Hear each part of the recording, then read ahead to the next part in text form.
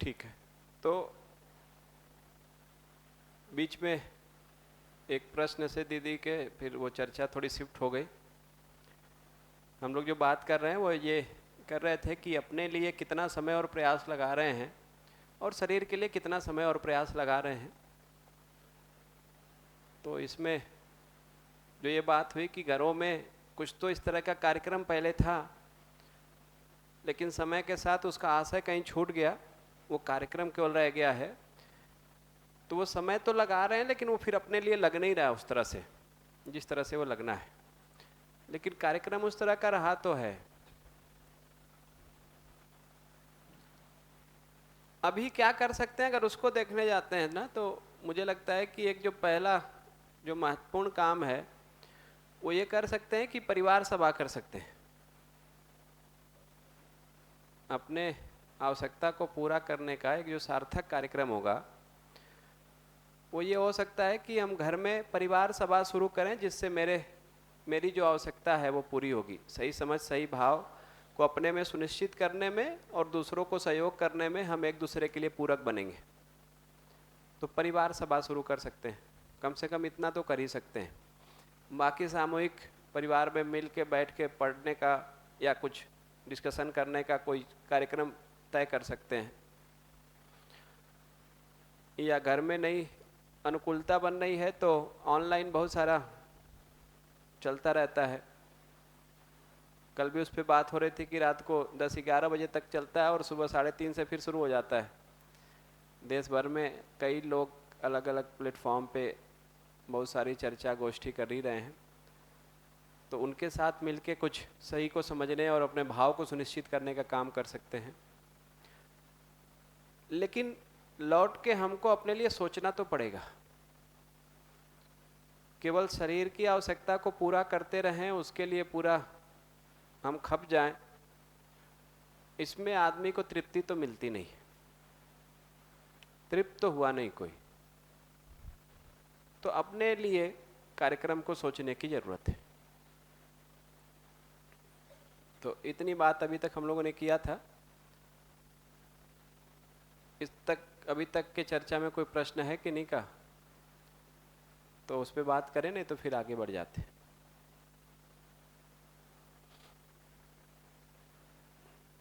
जी भैया। भैया जैसे आप जो अपनी नेचुरल एक्सेप्टेंस है, सहज स्वीकृति है, उसके बारे में स्टार्टिंग से बता रहे हो। तो एक क्वेश्चन क्लिक हुआ तो वो पूछना है, जैसे कि भैया काफ़ी बार होता है कि हम एक लाइक सबकी कॉन्शियसनेस अलग अलग होती है। जैसा आपने बताया कि सबकी चेतनी अवस्था जो होती है अलग अलग होती है। तो ज़रूरी नहीं है कि जहाँ से मैं स्टार्ट कर रहा हूँ वहाँ से कोई मेरा साथी है वो भी स्टार्ट करे, या फिर जो कर चुके उन्होंने वहीं से स्टार्ट किया। और सबकी कॉन्शियसनेस अलग अलग होती है और जहाँ पे उनकी कॉन्शियसनेस है कुछ चीज़ों को समझने के लिए उनको वहीं से स्टार्ट करना पड़ता है। जैसा आपने बताया था कि अगर मेरे टेरेस पे जाना है, छत पे जाना है, तो मेरे को फर्स्ट सीढ़ी पहले लेनी पड़ेगी, या फिर जहाँ पे मैं हूँ उससे अगली सीढ़ी पर पैर रखना पड़ेगा। तो भैया उसमें ऐसा है कि जैसे एक तो होता है कि मेरी एक्सेप्टेंस या फिर मेरी जो नेचुरल एक्सेप्टेंस या फिर मेरी जो स्थिति है, कॉन्शियसनेस है, वो एक ठीक ठाक लेवल पे है और मैं अपने आप को समझना चाहता हूँ। और धीरे धीरे लाइक मैं जो ये अभी अपना प्रोग्राम चल रहा है, शिविर चल रहा है, ये करता हूँ और धीरे धीरे अपनी कॉन्शियसनेस को बढ़ाने के लिए मैं ट्राई करता हूँ ऐसा। तो भैया लेकिन एक स्थिति यहाँ पे ऐसी भी आ जाती है कि अपनी कॉन्शियसनेस बहुत ज़्यादा लो है, ख़राब है, पुअर है, और अपनी जो सहज स्वीकृति है और जैसे अपन है उसमें उस टाइम पे बहुत ज़्यादा कॉन्ट्राडिक्शन चल रहे होते हैं ऐसा, और बहुत ज़्यादा अंतर्विरोध चल रहा होता है, पता नहीं चल रहा होता कि कहाँ से स्टार्ट करे क्या करे। तो भैया उस जगह से फिर वो चीज़ कहाँ से फर्स्ट स्टेप लेना चाहिए? देखिए, ये जो समझ का स्तर है ना, जिसको अभी कह रहे थे चेतना का स्तर, जो समझ का स्तर है, वो समझ का स्तर सबका अलग अलग है। लेकिन समझने की संभावना सब में बराबर है। ये बात निश्चित है कि हर व्यक्ति में समझने की संभावना बराबर है। उस समझने की जो हमारी संभावना है या जो क्षमता है, उसको कितना हमने योग्यता में बदल लिया है, बात सिर्फ उतनी है। तो अगर वो एक लेवल का काम हो गया है और हमारे लिए इस सही को समझना और जीना प्रायोरिटी पे आ गया है, तब तो चीज़ें ठीक दिशा में चल गई हैं और फिर हमको ज़्यादा उसमें नहीं कुछ करना है। वो एक स्पीड पकड़ लिया है तो वो चल जाएगा।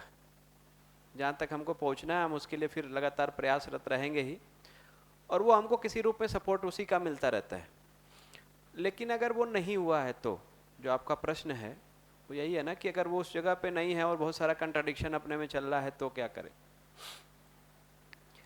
मुझे लगता है कि जब हम उस जगह पे नहीं हैं, लेकिन अगर ये प्रश्न बन गया है कि मैं उस जगह पे नहीं हूं, तो मुझे लगता है कि एक बड़ी उपलब्धि है। इस बात को समझ पाना कि मेरी समझ कम है, ये मुझे बड़ी बात लगती है। कहीं पे कोटेशन एक मैंने पढ़ा कि बहुत कम लोग ये जानते हैं कि वो कम जानते हैं।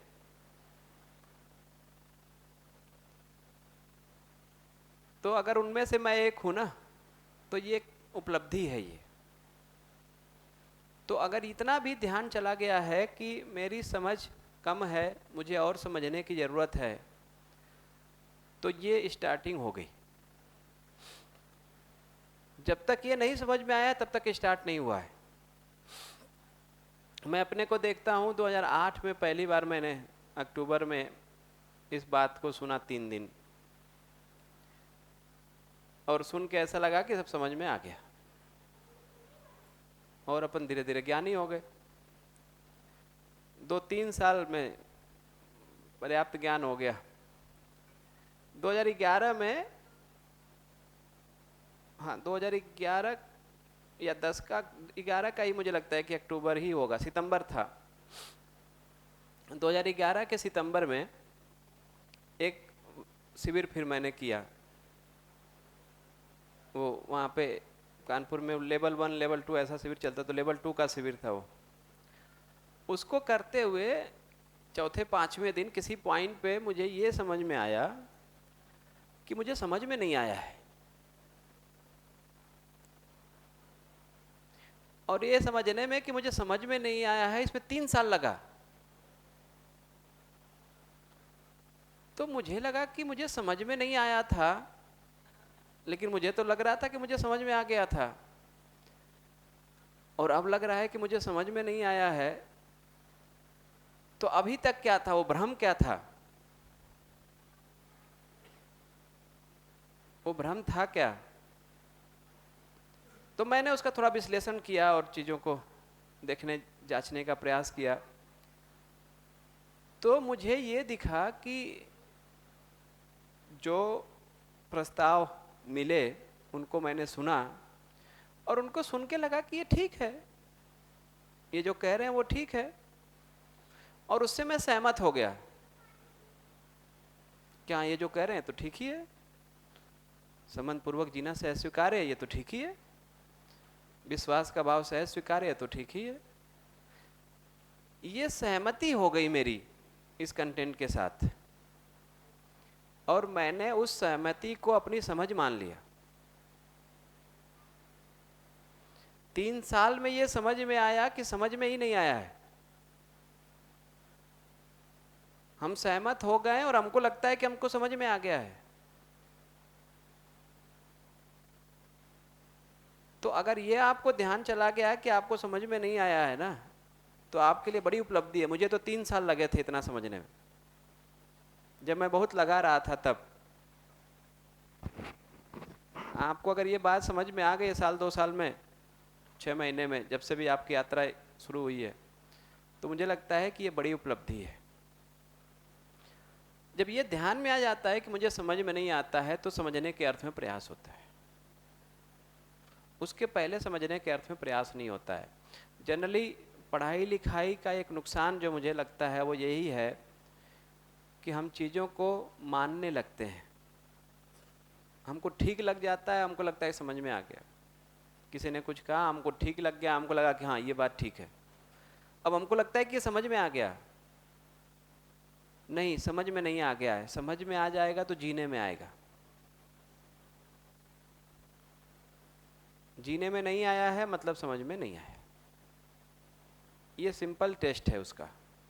जो समझ में आ जाएगा वो जीने में आ जाएगा। जीने में नहीं आया है इसका मतलब है कि समझ में नहीं आया है। तो अब हम जब प्रयास शुरू करेंगे तो फिर इस दिशा में करेंगे कि समझना और जीना साथ साथ होना है। तो जितना जितना समझेंगे उतना उतना जीने का प्रयास करेंगे, और जितना हम जी पाएंगे उतने पे हमको विश्वास बनेगा कि हाँ ये हमको समझ में आया। तो वो शुरुआत है, वहाँ से कार्यक्रम शुरू होता है और धीरे धीरे धीरे धीरे धीरे धीरे जो यात्रा आगे बढ़ती है, तो वहाँ से वो यात्रा चलेगी। तो वो आप अभी ठीक जगह पे मेरे हिसाब से तो खड़े हैं कि इस पे ध्यान चला गया है कि बहुत कुछ अभी समझना है, क्योंकि अभी अपने में कुछ ठीक नहीं चल रहा है, अपना संस्कार कहीं उलझा रहता है, कंट्राडिक्शन अपने में चलते रहते हैं। इसका मतलब है कि ये ठीक तो नहीं है, इसको ठीक करना है, और अगर ये ध्यान चला गया है तो ठीक तो हो ही जाएगा। देखिए मानव एक ऐसी इकाई है ना धरती पे, जिसके बारे में वो सोच लेता है वो कर देता है। बहुत कुछ देखिए कर दिए मानव ने, इतना सारा तो कर दिया। तो इस पे भी ध्यान चला गया कि अब समझना है मुझे, तो फिर वो हो जाएगा। लेकिन वो एक बड़ी उपलब्धि है, ये बात को देख पाना कि मुझे समझने की आवश्यकता है।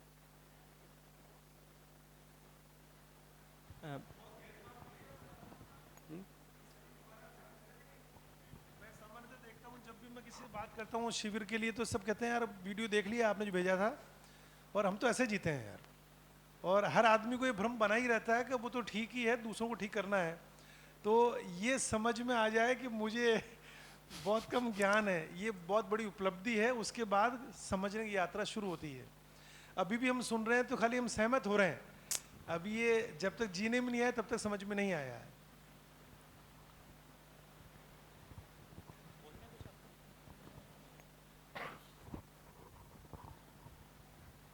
भैया जैसे अभी सुनील भैया ने भी एक टर्म और आपने भी एक टर्म का यूज़ किया था कि जीना।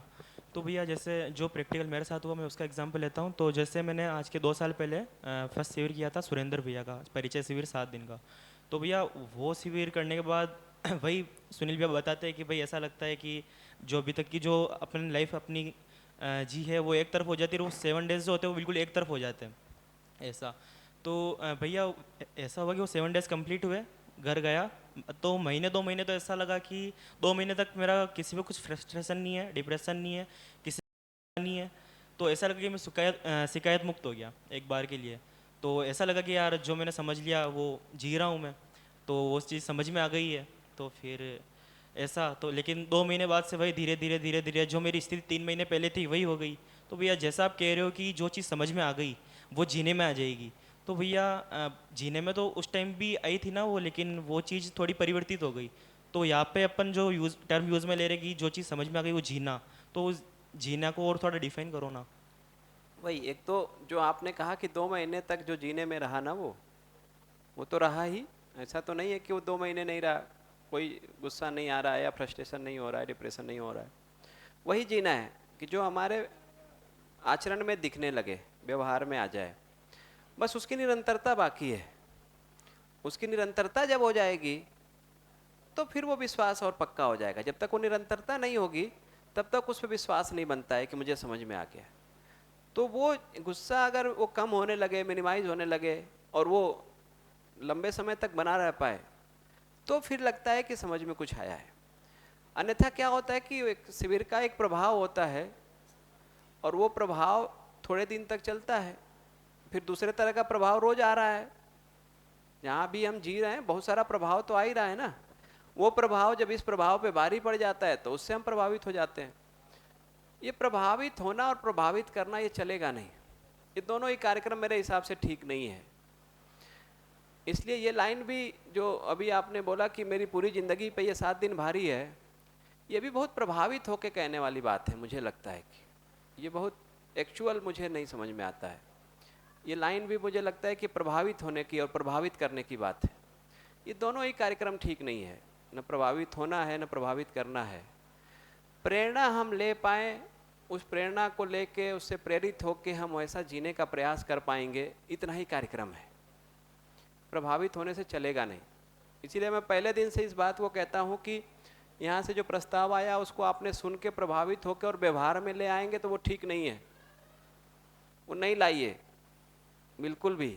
अपने भाषा को, अपने व्यवहार को, अपने बातचीत के तरीके को न बदलिए।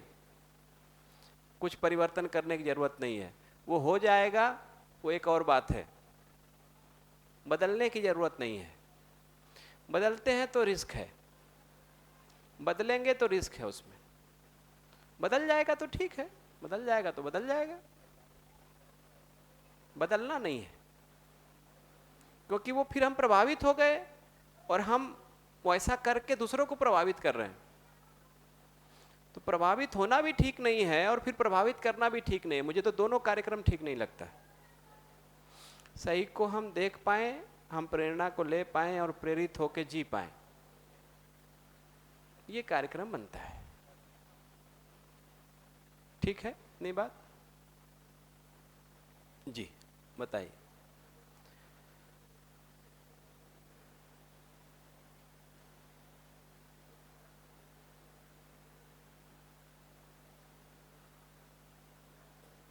ठीक है, तो इस बात को हम कंक्लूड कर लेते हैं, फिर आगे थोड़ी चर्चा को बढ़ाएंगे।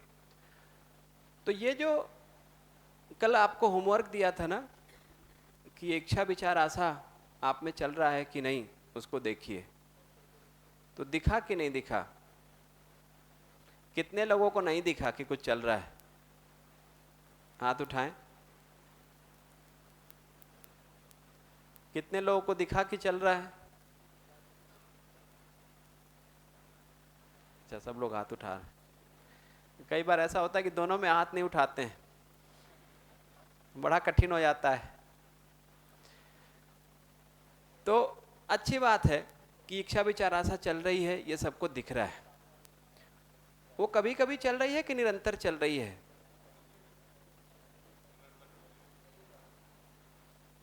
उसके बारे क्या निष्कर्ष है?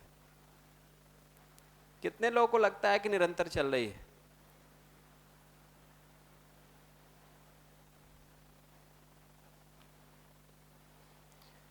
अब ये निरंतर चल रही है कि नहीं चल रही है, अपने में देख के ही पता चलेगा। अपने में देख के ही पता चलेगा। नहीं देखेंगे तो पता नहीं चलेगा,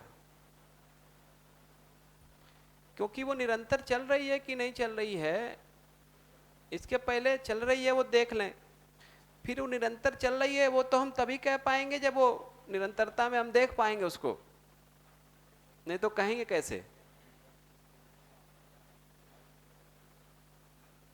चल तो वो निरंतर रहा है, लेकिन हम देख पा रहे हैं कि नहीं देख पा रहे हैं, मुद्दा ये है।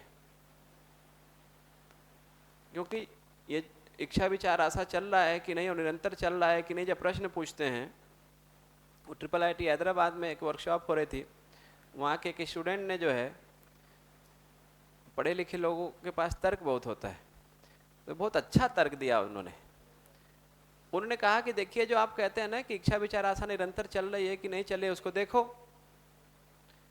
समस्या आपके प्रश्न में है। क्या समस्या है भाई? तो उन्होंने कहा कि आप कहते हैं कि भाई इच्छा विचार आशा चल रही है कि नहीं, उसको देखो। जब देखने जाते हैं तो वो चलने लगती है।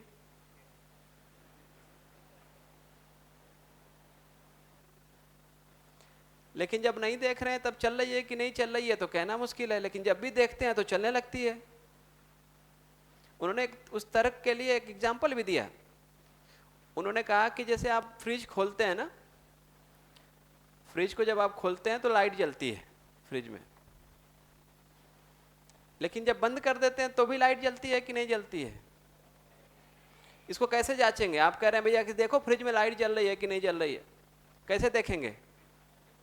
खोल के देखेंगे, लेकिन जब भी खोलेंगे तो लाइट जलती हुई मिलेगी। इसका ये मतलब तो नहीं है कि बंद कर दिया तो भी जल रही है।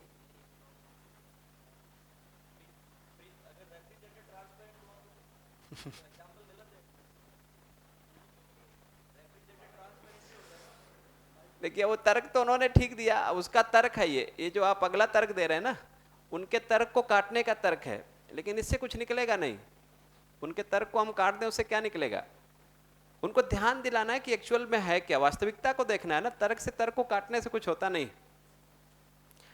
तो सर ने जो तर्क दिया उसमें ध्यान दिलाने की दृष्टि से, मेरा ये कहना है जी, कि उसमें एक पक्ष छूट गया उसका।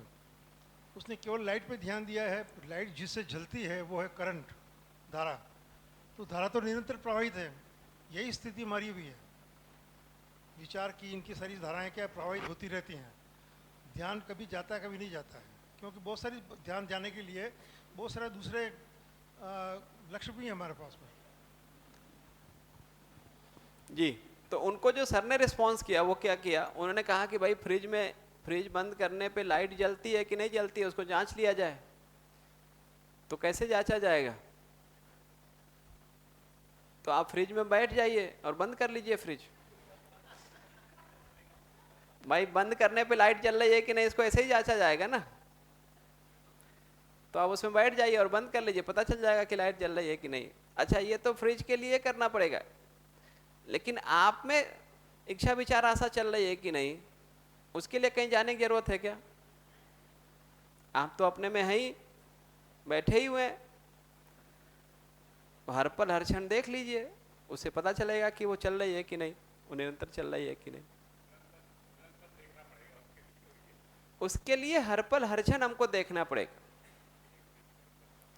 तभी हमको पता चलेगा। इसीलिए उसको कह रहे हैं, इसीलिए उसका अभ्यास भी सुबह शुरू किया, अपने में देखने का अभ्यास इसीलिए शुरू किया कि हम देखना शुरू करें और हर पल हर क्षण देखें उसको। क्योंकि हम जी रहे हैं ना, हर पल हर क्षण जी रहे हैं, तो हर पल हर क्षण का हमको भान हो, हमको आभास हो। तो उसको थोड़ा देखिए, धीरे धीरे इस पे और बात करेंगे। कुछ शरीर के रिस्पॉन्सेस की बात कर लेते हैं, और सेल्फ के और शरीर के दोनों के रिस्पॉन्सेस की बात करें। तो शरीर में देखेंगे ना तो पहचानना निर्वाह करना चल रहा है। शरीर जो है वो परस्परता को पहचानता है और निर्वाह करता है। ठीक है? मैं में देखेंगे तो मेरे में भी पहचाना निर्वाह करना चल रहा है, लेकिन वो पहचाना निर्वाह करना जानना और मानना पर निर्भर करता है। शरीर का जो पहचाना निर्वाह करना है, अगर उसको देखेंगे तो वो निश्चित है। शरीर परस्परता को पहचानता है और उसके अनुसार निर्वाह कर। तो आप गर्म जगह पे अगर चले जाएंगे तो आपके शरीर को गर्मी लगेगी, ये शरीर का निश्चित पहचाना निर्वाह करना है। आप ठंडी जगह पे जाएंगे तो आपके शरीर को क्या होगा? ठंडा लगेगा। आप जो है अपने शरीर में आपके अगर कोई इंजेक्शन इंजेक्ट करेगा तो इंजेक्ट हो जाएगा कि नहीं हो जाएगा? हो जाएगा। तो शरीर का निश्चित पहचानना निर्वाह करना है। आप आग में हाथ को डालेंगे, क्या होगा? हाथ जलेगा। आप बर्फ में हाथ को डालेंगे, क्या होगा? ठंडा लगेगा। यह निश्चित पहचानना निर्वाह करना है। आपने आग जलाई और उसमें हाथ डाला तो ऐसा नहीं होगा कि अब मैंने आग जलाई है तो इसलिए जलेगा नहीं हाथ, ऐसा नहीं होगा। ये शरीर का निश्चित पहचानना निर्वाह करना है। परस्परता को शरीर पहचानता है और उसके अनुसार निर्वाह करता है। लेकिन जो मेरा पहचाना निर्वाह करना है ना, वो मेरे मानना पे निर्भर करता है कि मैं माना हुआ कैसा हूं। शरीर का पहचाना निर्वाह करना निश्चित है, लेकिन मेरा पहचाना निर्वाह करना किस पे निर्भर करता है? मेरे मानने पे। जैसा मैंने माना हुआ है वैसा मैं पहचानता हूं और फिर उसको निर्वाह करता हूं। तो जिस तरह का हम मानते हैं उसके आधार पे हम पहचानते हैं और निर्वाह करते हैं। तो एक उदाहरण से इसको मैं कहने का प्रयास करता हूं। जैसे आप हॉस्पिटल में कभी हैं और आप बीमार हैं और आपको डॉक्टर दवा दे रहा है, जो भी चल रहा है। एक कोई आया व्यक्ति डॉक्टर के ड्रेस में और आपको लगा कि डॉक्टर हैं और उन्होंने कहा कि आपको इंजेक्शन लगाना है, तो आप क्या करेंगे? उसको इंजेक्शन लगाने में सहयोग करेंगे कि विरोध करेंगे? सहयोग करेंगे कि भाई ठीक है इंजेक्शन लगाना है लगाइए। तभी कोई खिड़की पे आके कहे कि ये डॉक्टर नहीं है, ये तुम्हारे दुश्मन से मिला हुआ है और तुमको मारने आया है जहर देके, अब क्या करेंगे? उसका सहयोग करेंगे कि विरोध करेंगे? विरोध करेंगे। आदमी भी वही है, आप भी वही है, उसके पास जो दवा है वो भी वही है। बदल क्या गया? अभी आप सहयोग कर रहे थे, विरोध करने लगे, बदला क्या? मानना बदल गया। अभी तक हमने उसको डॉक्टर माना था तो हमारा पहचाना निर्वाह करना एक तरह से, अभी हमने उसको दुश्मन मान लिया, अब हमारा पहचाना निर्वाह करना एक तरह का। तब तक आपके घर का परिवार का कोई सदस्य आ गया, देखा कि ये क्या चल रहा है भाई, क्यों विरोध हो रहा है, तो आपने बताया कि अरे ये डॉक्टर नहीं है, ये दुश्मन से मिला हुआ है। तो उन्होंने कहा कि नहीं ये तो डॉक्टर है, मैं ही लेके आया। उन्होंने कहा कि नहीं वो तो, लेकिन खिड़की पे तो आदमी बोल रहा था कि ये दुश्मन से मिला हुआ है। उन्होंने कहा कि नहीं नहीं वो तो पागल है, वो तो ऐसे घूमते रहता है, लोगों को परेशान करता है, वो पागल है। अब आप क्या करेंगे, सहयोग करेंगे, विरोध करेंगे? ये हमारा मानना बदलने के आधार पे हमारा पहचाना निर्वाह करना बदल जाता है, और यही हमारे आचरण की अनिश्चितता का कारण है। क्योंकि बिना जांचे बिना जाने हम चीजों को मान लेते हैं। बिना जांचे मान लेंगे तो हमारी मान्यता बदलती रहेगी, और मान्यता बदलती रहेगी तो हमारा आचरण कैसा हो जाएगा? अनिश्चित हो जाएगा, दूसरे पे निर्भर हो जाएगा, हम परतंत्र होके जी। और आज के जिन जो हमारे आचरण में अनिश्चितता है, उसका यही कारण है कि मान्यताएं हमारी बदलती रहती है, बिना जांचे हम चीज़ों को मान लेते हैं और एक तरह से हम व्यवहार करने लगते हैं।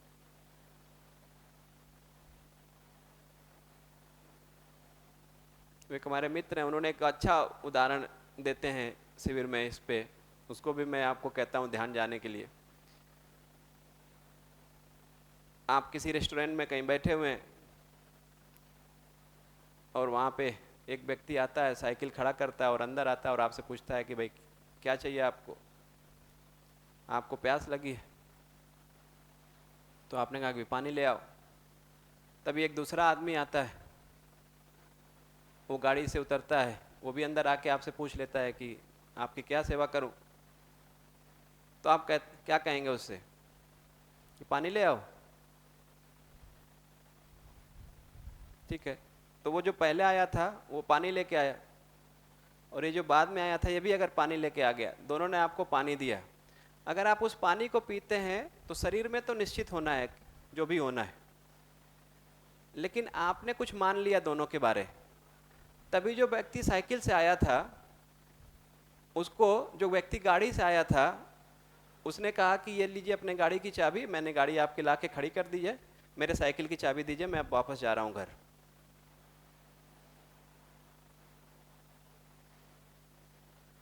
अभी जो आप उन दोनों व्यक्ति के बारे माने हैं, उसके पहले जो माने थे, दोनों एक ही है कि अलग अलग?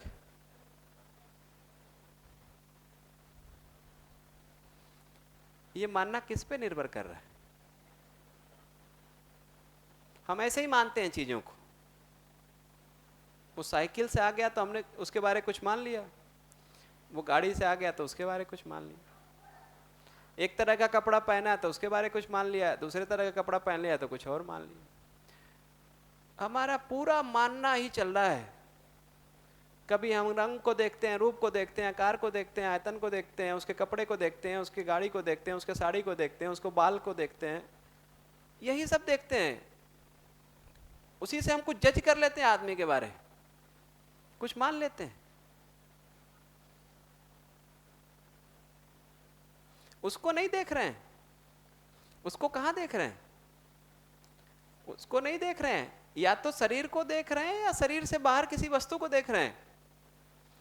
उसको तो देख ही नहीं रहे, अनुमान किसके बारे कर रहे हैं? उसके बारे।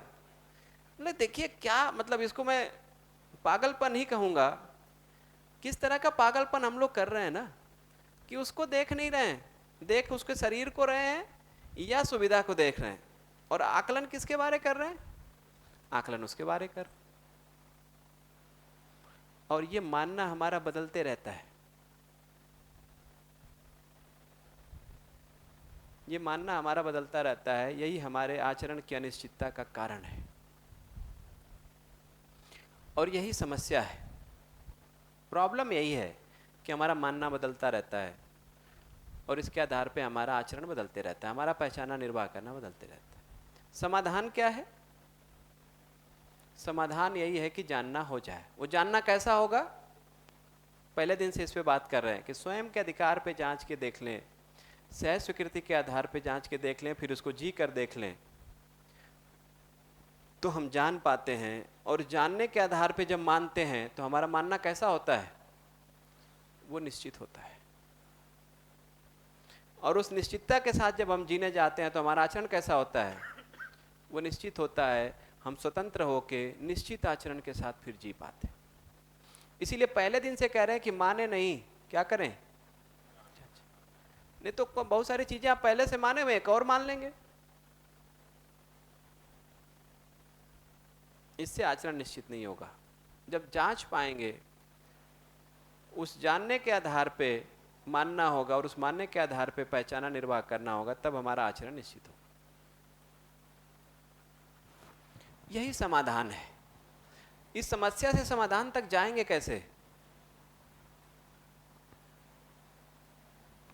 इस समस्या से समाधान तक जाने की जिम्मेदारी किसकी है? ले जाने की जिम्मेदारी किसकी है? यही शिक्षा संस्कार की जिम्मेदारी है। शिक्षा संस्कार के माध्यम से इतना ही होना है कि एक जो बच्चा मानने से शुरू कर रहा है उसका जानना हो जाए। शिक्षा संस्कार की यही भूमिका है। अभी शिक्षा संस्कार के माध्यम से इतना हम कर पा रहे हैं कि नहीं कर पा रहे हैं, इसको देख लें। हम बिना जांचे मानते रहते हैं और मानने के आधार पे हमारा आचरण बदलते रहता है। यही हमारे आचरण क्या निश्चितता है। एक बार वो जानना हो जाए, फिर सही को हम मान पाते हैं, फिर उसके आधार पे हमारा पहचाना निर्वाह करना निश्चित हो पाता है। फिर हम स्वतंत्र होके निश्चित आचरण के साथ जी पाते हैं। नहीं तो अनिश्चितता बनी रहती।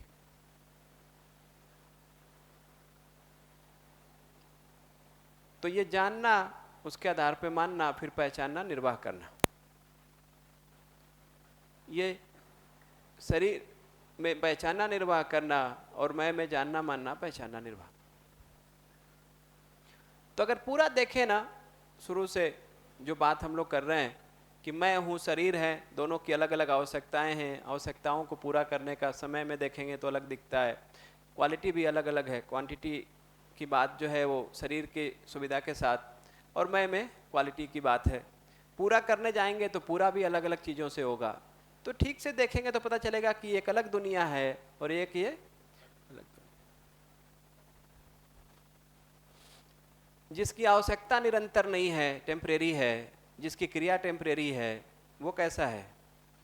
वो भी टेम्परेरी होगा। इसीलिए कहा कि वो जड़ है, वो मटेरियल है। जिसकी आवश्यकता निरंतर है, जिसकी क्रिया निरंतर है,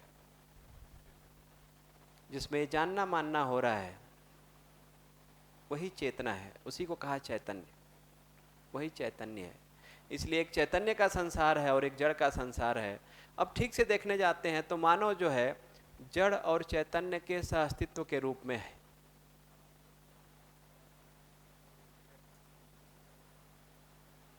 ऐसा जब हम देख पाते हैं तो हम हर मानव को एक जैसा देख पाते हैं, फिर हमारा आचरण सबके साथ निश्चित होता है।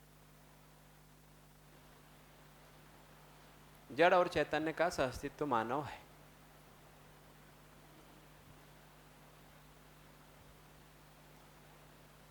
इसमें अगर किन्हीं का कोई प्रश्न हो तो बताएं।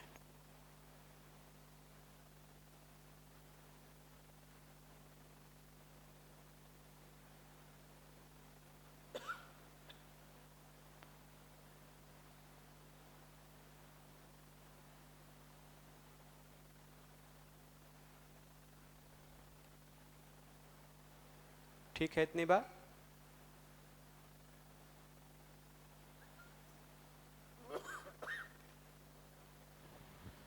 थोड़ा सा एक आया था कि जैसे शादी संबंध वगैरह में लड़के लड़की को देखते हैं, या जो भी हम परिवार वाले भी जाकर के देख के आते हैं, तो खाली हम उसका शरीर ही तो देख के आते हैं। वो शरीर भी देखते हैं, ये भी कहना ठीक नहीं है। शरीर में भी रंग रूप को देखते हैं। तो ही देखते शरीर को भी देखते तो भी ठीक था। हैं। तो उसमें जो मैं वाला जो शरीर भाव में भी है, ठीक उस से अगर- पोर्शन को तो हम छू ही नहीं पाते हैं। शरीर को देखने जाएंगे तो शरीर स्वस्थ है कि नहीं स्वस्थ है ये देखना होगा। वो तो रंग रूप को देखते हैं, वो तो फसावट है ही एक लेवल का। जी, कि इससे मैं ये समझ रहा हूँ कि ये जो येलो में है, ये शरीर का जो पार्ट है, ये मनुष्य और पशुओं में, जानवरों में, सब में होता है। जी, और ये जो पर्पल कलर में जो मैं का जो पार्ट है, ये केवल मनुष्य में होता है। ये पूरी बात नहीं है। मनुष्य में तो होता ही है, पशु में भी होता है।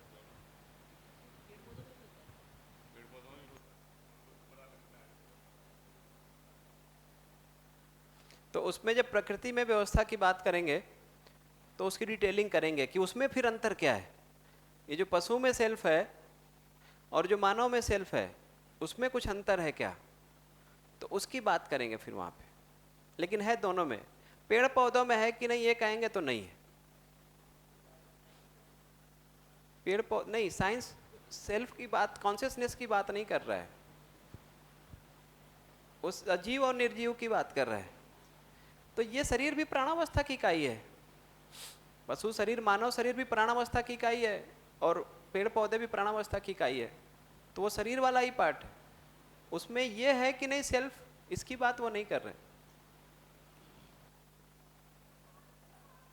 नहीं, आपने बहुत बढ़िया कहा कि देखो ऐसा है कि बाप नाना जी ने अच्छी बात कही कि अभी हम जब कोई लड़की देखने जाते हैं किसी के लिए, है ना, कि अपनी तो होगी नहीं शादी, इसलिए रिश्तेदार के लिए देखने जाते हैं, तो हम शरीर ही तो देखते हैं। और आपने और उसको अच्छा किया कि शरीर में भी खाली हाइट क्या है और रंग क्या है यही तो देखते हैं, है ना।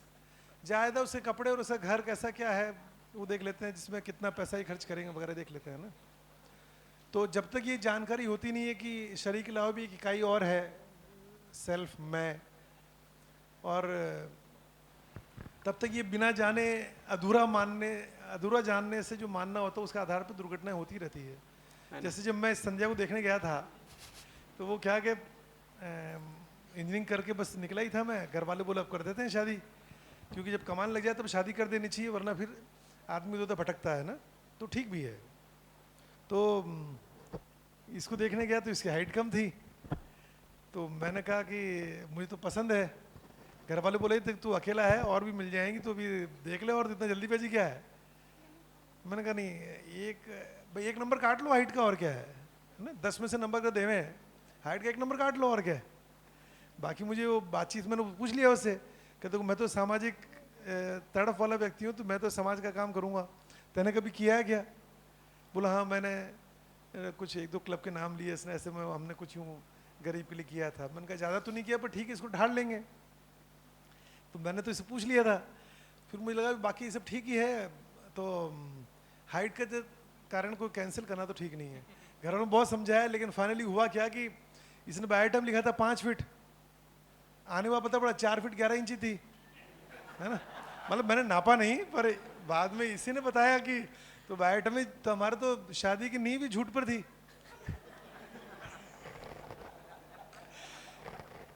तो हाँ, मतलब थोड़ा सा हंसी मजाक भी होना चाहिए ना, गंभीर विषय है। देखो पूरी मानव जाति दुनिया की एक ही जगह अटकी हुई है। जब हम शरीर मानते हैं, दूसरे को शरीर मानते हैं, शरीर का फर्क होता ही है, रंग का हाइट का फर्क होता ही है, कपड़ों का फर्क होता है, तो अलग मानते हैं तो संबंध दिखता नहीं है। संबंध नहीं दिखता है तो संबंध निर्वाह नहीं कर पाते हैं, पहचाना निर्वाह करना नहीं होता है। उसी की सारी फसावट है। जो पेट से पैदा हो जाता है उसके लिए, माँ के लिए वो बच्चा होता है ना, उससे संबंध पहचानने में आ जाता है, उसके लिए सब कुछ लगा देते हैं। जिससे संबंध पहचानने में उसकी जेब से निकल के मेरी जेब में आ जाए और मेरी जेब से मेरे बच्चे की जेब में चले जाए, इतनी ही यात्रा है इस धरती पर भी, है ना। तो बाकी सब दुनिया है, जो पेट से पैदा वो अपना है, बाकी सब पराए हैं। यहाँ ये समझाने का प्रयास कर रहा है कि शरीर के आधार पर देखोगे तो फर्क दिखेगा, अगर मैं के आधार पर देखोगे तो मैं में सब एक जैसा है। यहाँ जितने बैठे हैं, जितने अरबों दुनिया में आए और जितने आगे आने वाले हैं, सबको सुख चाहिए। आज तक किसी ने दुखी होने का प्रयास नहीं किया दुनिया में, और सबको निरंतर चाहिए, ये भी हो गया। सब में विचार भी, सोचने की क्षमता भी, सोचना निरंतर होता ही रहता है। तो इस इधर वाला जो देखेंगे, ये बैंगनी वाला, तो हमको भी समानता दिखती है। तो मुझे शुभम से भी संबंध दिखाई देता है, मुझे प्रशांत से भी संबंध दिखाई देता है। शरीर अलग होगा, एक माँ के पेट से बदने तो क्या हुआ, संबंध तो है, क्योंकि हम समान है। जब समानता दिखती है तो संबंध दिखता है। कभी हम जाते हैं, सिर्फ ट्रेन में जाते हैं तो पूछते भी कहाँ से, तो अगर कोई कहे जैसे कभी बाहर रहे तो वहाँ पे जो भी हिंदुस्तान का मिल जाए तो अपना लगता था। यहाँ अब यहाँ आ गए तो अब सारे हिंदुस्तान वाले अपने लग रहे हैं, बाहर गए तो लग रहा है, क्यों, वहाँ समानता दिखी कि दोनों हिंदुस्तान से हैं यहाँ पर, तो समानता दिखती तो संबंध दिखता है, संबंध दिखता है तो फिर बात आगे बढ़ती है। तो ये मैं अगर पकड़ में आ गया, इसलिए सवाल किया करो भैया, जो नया आए ना, सवाल नहीं करोगे तो ये कोर्स की तरह पढ़ के निकल जाएंगे, बीए बीकॉम बीएससी किया, आता कुछ नहीं है। तो इसलिए मतलब मैं अन्यथा मत लेना, मैं जो कहना चाह रहा हूँ, अभी हम खाली पढ़ के नंबर के लिए कर रहे हैं ना, और क्या कर रहे हैं। तो यहाँ पे ये जिंदगी का मामला है। सबसे मेन फंसावट यही है कि हम शरीर के आधार पर देखते हैं, इसलिए हर जगह कला ही कला है। अगर ये देख लेंगे तो समानता दिखेगी, समानता दिखेगी तो संबंध दिखेगा, तो थोड़ा सा आगे की बात फिर यात्रा शुरू होगी। अभी तो बहुत कुछ, अभी तो कह रहे हैं, अभी तो शिविर भी शुरू हुआ है, मानव व्यवस्था से शुरू हुआ, अभी तो आगे बहुत कुछ चलेगा अभी इसमें, ठीक है। तो गंभीरता से ध्यान दे, इसलिए मैंने बोला ही। ठीक है,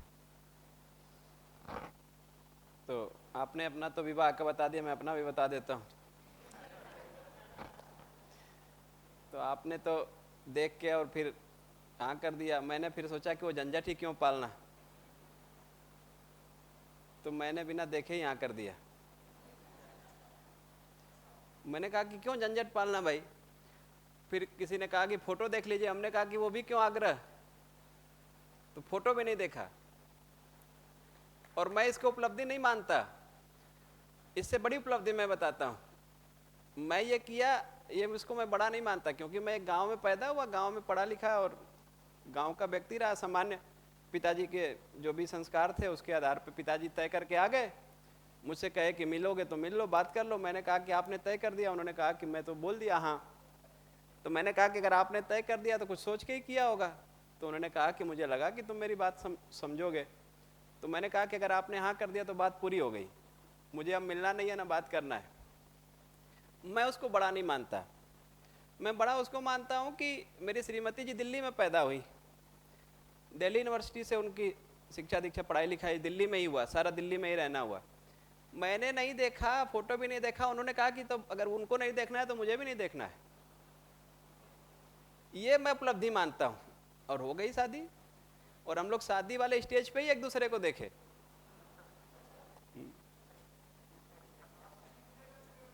हाँ, इसीलिए तो मैं कह रहा हूं कि उनके लिए वो बड़ा था, मेरे लिए उतना मुश्किल नहीं था। मेरा तो ये था कि पिताजी ने कह दिया तो कह दिया, उस तरह का वो था। तो ऐसा हो ही सकता है। अभी शरीर को देख के क्या कर लेंगे, ठीक है, शरीर को क्या ही देखना है। नहीं देखिए, आपने तो जीवन विद्या किया हुआ था, तो आपको मालूम था भाई मैं अलग है और शरीर अलग है, और मैं के रूप में तो समान ही है, तो कोई भी आएगी तो ठीक निभा लेंगे, और अपने को नियम पकड़ में आ गए जिंदगी की, इसलिए कर लेंगे। तो एक बार इनकी शेयरिंग भी तो होनी चाहिए। इनकी शेयरिंग अभी तो हुई नहीं, तीसरा दिन है कि इन्होंने आपको देखा नहीं, ये शरीर में अलग है ये भी जानना नहीं, उसकी बिना कैसे इन्होंने हाँ बोल दिया, और दिल्ली यूनिवर्सिटी में पढ़ के ऐसा बोल दिया। तो थोड़ा सा भाभी भी एक बार थोड़ा सा, ये माइक आपके पास पहुंच चुका है। मुझे समझ आ गया था, कितने भी आदमियों से मिलो, कुछ भी कर लो, आदमी के अंदर कुछ और रहता है। तो जब तक आप नियरेस्ट नहीं होगे ना, तब तक एक दिखावा ही चलता है। तो मुझे लगा कि पापा अगर तय कर रहे हैं तो सोच के ही कुछ किए हैं, और मैं किसी को इतनी जल्दी वेरीफाई कैसे कर पाऊंगी। एक मीटिंग 2 मीटिंग में वेरीफाई तो नहीं कर सकते ना किसी। और दूसरी बात उसमें ये थी कि विवाह के लिए जितना गुण मानते हैं कि मिलना चाहिए, उतना तो मिला नहीं। फिर ये हुआ कि ठीक है कर देते हैं, मतलब मिनिमम जितना मिल सकता था उतना ही मिला। लेकिन ये हुआ कि करना है तो भी करना है। पिताजी ने हाँ कर दिया तो कर दिया। उसमें जब बात चली गई है तो मैं ये भी बता देता हूँ कि डिफरेंस कितना था जब हम लोगों ने शुरू किया। तो हम दोनों लोगों के स्थिति में जो डिफरेंस था, दोनों ही तरह का। एक तो फाइनेंशियल बैकग्राउंड मेरे परिवार का और इनके परिवार का जो अंतर था वो बहुत अंतर था। अभी पिताजी बहुत सारा स्ट्रगल ही कर रहे थे, कोई मतलब उस तरह का। पिताजी ने जब मेरे स्कूल शुरू किया 94 में, तब पिताजी के पास जमा 1 भी रुपया नहीं था, 1 रुपया भी नहीं था। वहाँ से उन्होंने शुरू किया, तो वो यात्रा वैसे ही चली है समाज के सहयोग से, और वैसे चली। तो जब हम लोग का विवाह हुआ तो हमारे मतलब पिताजी के पास ऐसा कुछ नहीं था कि बहुत धन हो। इनके पिताजी ने बहुत सारा बिजनेस करते रहे और बहुत सारा इन्होंने बनाया। तो फाइनेंशियल बैकग्राउंड भी बहुत अलग अलग था। और उसमें 2 घटनाएं जो मुझे ध्यान में आती हैं, जो उस अंतर को जस्टिफाई करती हैं, जो ध्यान दिलाती हैं। एक तो ये कि विवाह वाले दिन हमने एक दूसरे को देखा और अगले दिन ही बात हुई, उसके पहले बात भी नहीं हुई।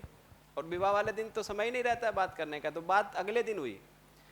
तो अगले दिन जब बात हो रही थी, या हमारी जब पहले दिन बात हो रही थी, तो संस्कार में और उसमें अंतर इतना था कि इन्होंने पूछ लिया किसी एक पॉइंट पे उसी दिन की, भी आपकी सैलरी कितनी है। तब मैं उस समय एक इंजीनियरिंग कॉलेज में पढ़ाता था, तो मैंने जो भी सैलरी बताई, इन्होंने कहा कि इतना मेरा महीने का पॉकेट खर्च है। ये डिफरेंस था, फाइनेंशियल डिफरेंस ये था। और मैं इस बात को जब शेयर कर रहा था तो एक मेरे मित्र हैं कि उन्होंने कहा कि भैया ध्यान इस पे मेरा गया कि एक तो उन्होंने पूछ लिया, वो उनका संस्कार था, और आपने बता दिया, या और उसके बाद भी उन्होंने जब कहा कि मेरा पॉकेट खर्च इतना है तो भी आप आराम में बने रहे, तो वो भी मुझे फर्क नहीं पड़ा। मुझे लगा कि ठीक है आपका होगा, और वो था। क्योंकि जब लौट के शादी के 10-15 दिन बाद फिर ये दिल्ली चली गई, मैं कानपुर उस समय रहता था, कानपुर चला गया। तो जब मैं कानपुर गया तो जो मेरे मित्र थे उनको ये हुआ कि शादी का कुछ पार्टी हो जाए। तो संजोग ऐसा था कि जिस दिन मैंने अपने दोस्तों को पार्टी दिया, इन्होंने भी उसी दिन पार्टी दिया, अपने जो फ्रेंड्स थे। तो हम 10-11 लोग गए पार्टी में, और ये 4 लोग गए कुल। हमने खूब छक के खाया पिया, जो भी किया। वो हर व्यक्ति का अपना लेवल होता है ना, वैसे ही रेस्टोरेंट वैसे ही ढाबा में आप जाएंगे। हमने जब खूब खाया पिया जो है, तो हमारा कुल बिल 1800 रुपये का था, 11-12 लोगों का। ये 4 लोगों ने खाया पिया जो भी, जैसे भी जहाँ भी, उनका बिल 2500 रुपये था। तो 11-12 लोग 1800 में खा के छक गए, और ये लोग 4 लोग जो है 2500 में खाएं। तो ये इतना अंतर था जीने के लेवल पे। यहाँ से हम लोगों ने शुरू किया। कुंडली मिली नहीं थी, देखा एक दूसरे को था नहीं, बात कभी हुई नहीं थी। चल रहा है बढ़िया, कोई दिक्कत नहीं है। तो मुझसे तो कोई पूछता है तो मैं कहता हूँ ऐसे ही चलता है, कोई दिक्कत तो होती नहीं है, बढ़िया है, चल रहा है, चल सकता है, इतना कोई कठिन नहीं लगता है मुझे। एक बार संबंध समझ में आ जाए, संबंध पूर्वक कैसे जीना है समझ में आ जाए, फिर आसान है, नहीं तो बहुत कठिन है। हाँ, आप कुछ कहना चाह रही? अभी आपने जैसे बताया है कि लड़का लड़की मतलब देखते हैं, फैमिली अपनी पापा मम्मी देखते हैं, पेरेंट्स अपने मतलब रिश्ते की बात करते हैं, लड़का हो चाहे लड़की हो।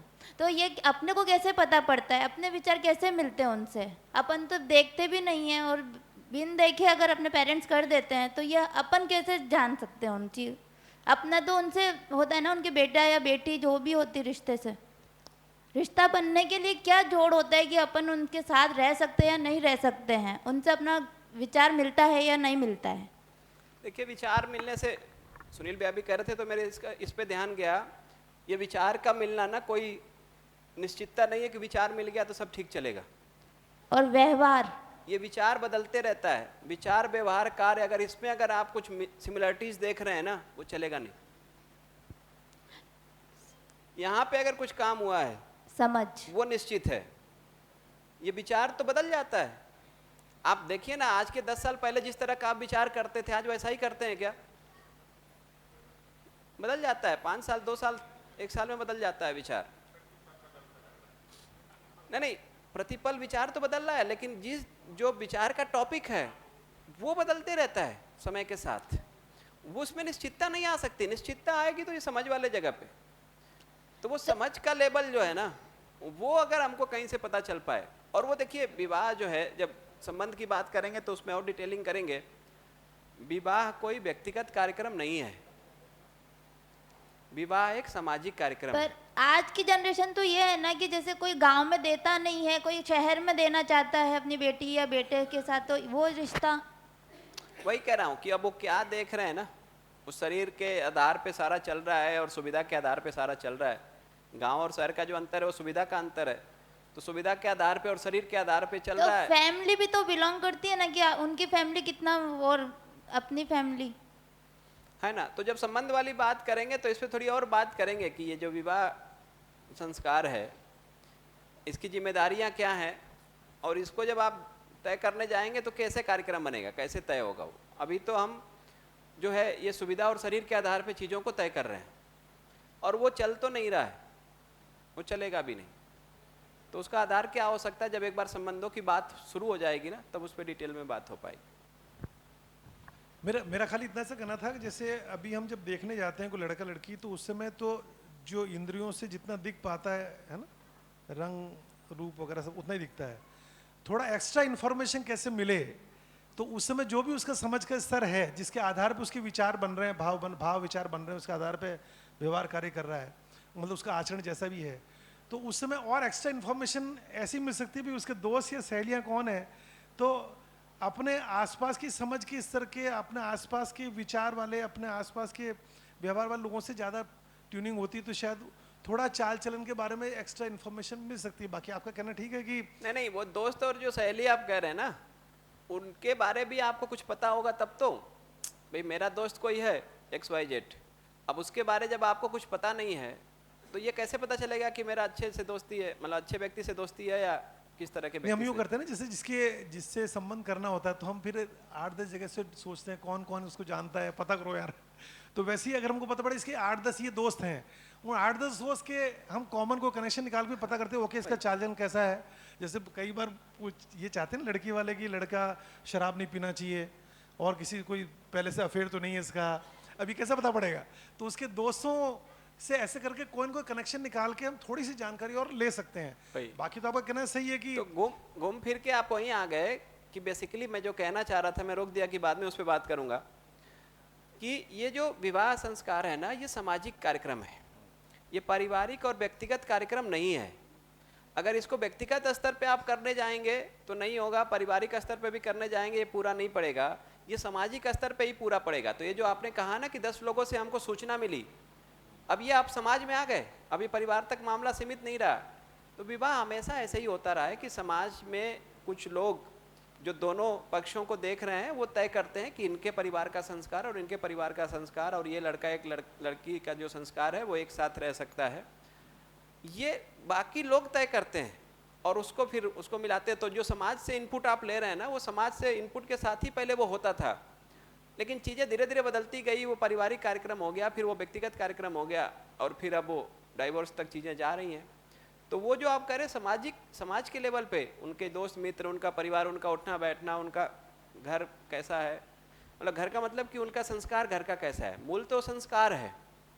तो वो परिवार का संस्कार से पता चलता है कि उस बच्चे का संस्कार कैसा होगा, वो भी अनुमान लगता है, मतलब वो भी एग्जैक्ट वैसा ही होगा, जरूरी नहीं है।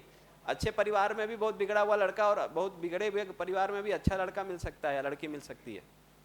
तो जी मैं थोड़ा सा आपसे और इसमें मार्गदर्शन के माध्यम से सभी का ध्यान आकर्षित करना चाहूँगा कि वर्तमान जो परिप्रेक्ष्य में है कि जब शादी.com से मतलब बायोडाटा के बेस पे जो संबंध हो रहे हैं या फेसबुक फ्रेंडशिप या सोशल मीडिया पे जो उनकी फ्रेंडशिप हो करके उससे जो ये संबंध होने जा रहे हैं, तो इस परिप्रेक्ष्य को किस प्रकार से हमें दृष्टिकोण से देखना चाहिए? एक दृष्टिकोण ये भी कहता है कि भी लिव इन रिलेशन को भी वो मतलब मान्यता दे रहे हैं कि भी आप 2 मिनट 4 मिनट या 1 घंटा 2 घंटा साथ रहोगे, क्या सीखोगे? आप 10 15 20 दिन महीने 6 महीने आप रहिए साथ में, उसके बाद एक दूसरे को समझिए, बाद में शादी कीजिए। तो ये जो कॉन्ट्राडिक्टरी आ रहा है कि पहले का जो ट्रेडिशनल अलग था, आज का जो अलग हो रहा है, तो इसको हम कैसे मतलब उसको एक अपनी समझ को किस धरातल पे इसको मतलब तोल के इसको ठीक करें? अभी इसको रोक लेते हैं, जब संबंध वाली बात शुरू करेंगे ना और उसमें भी जब प्रेम की बात करेंगे तब फिर ये सब मुद्दों को उठाएंगे वहाँ पे और फिर ये सब मुद्दों पे बात करेंगे, क्योंकि अभी थोड़ा फैल जाएगा। क्योंकि ये सारे कंसर्न तो हैं आज के उसके दृष्टि से देखते हैं तो कि भाई किससे शादी करें, किससे नहीं करें, क्या देखें क्या नहीं देखें, कैसे पता पड़ेगा कि ये ठीक है कि नहीं है, और ये जो फिर आपने जोड़ा उसमें कि लिव इन ठीक है कि नहीं, या और उसमें अभी और सारे क्वेश्चन जुड़ते जा रहे हैं। तो बहुत सारी चीज़ें आ गई हैं, वो सब पे फिर वो हमको लगता है कि संबंध वाली चर्चा एक लेवल की हो जाएगी। एक सर तो इस सर एक मेरा भी है, अभी उन्होंने बोला सर ने कि अपन शादी वगैरह करते हैं तो उनसे पहले देखना चाहिए कि उसके दोस्त कौन है या उसकी सहेली कौन है। जैसे मैं हूँ तो मैं कुछ पीता खाता नहीं हूँ, लेकिन मेरे दोस्त हैं, एक दोस्त सिगरेट पीता है, एक दोस्त दारू भी पीता है, गुटखा भी खाता है, तो उसमें फिर मेरे को कैसे जज किया जाएगा? मेरे को भी मतलब छोड़ा जाएगा या फिर मेरे को भी फिर करा जाएगा भी हाँ ये बंदा सही है?